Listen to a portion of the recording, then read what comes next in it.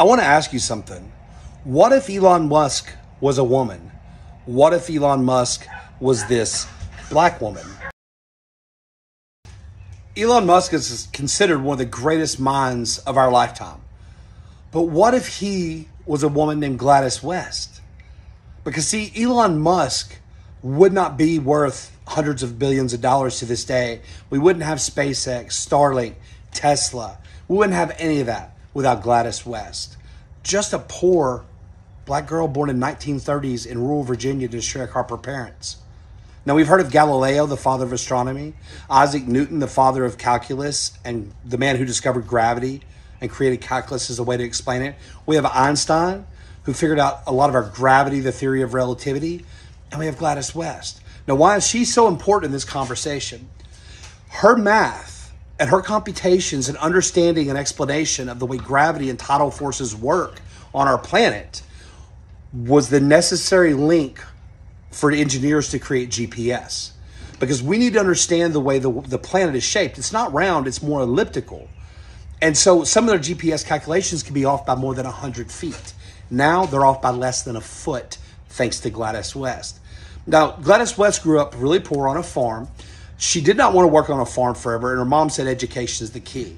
She was the valedictorian in her high school, got her math degree from Virginia State University, an historically black college.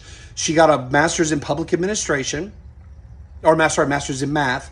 Then she got a job teaching while obtaining her master's in public administration for the University of Oklahoma. Now, she had sent out several job applications to government agencies she wanted to work for. And she only heard back from one, which is called Dahlgren in rural Virginia, which is the Naval Surface Warfare Center. Now, at the time, we had the Brown versus the Board of Education, but Virginia wasn't complying with it, okay? There was still segregation. The KKK was rampant, and racism was prevalent in 1950s Virginia. And here's a 20-something-year-old single black woman who's a math teacher that applied for the U.S. Navy. She didn't answer their call because she just knew they would turn her down when they discovered her race, right? Well, she just ignored it. They called back and said, "We want you." The Navy didn't care that she was a black woman. They just wanted her mind. They saw her potential. And boy, what potential. Now, I could spend an hour telling you about all her accomplishments in math and science, but she had no computer experience. She did math by hand. She created algorithms to interpret the data that her computations had created. This is so mind-blowing and so far above most of our intellect, it's not even funny. This woman is incredible. She's one of the greatest minds in American history. She worked for 42 years for the Department of the Navy. Now, she was well respected among her coworkers, but the U.S. Navy is guilty, just like the NASA was, of the hidden figures. She is one of the original hidden figures.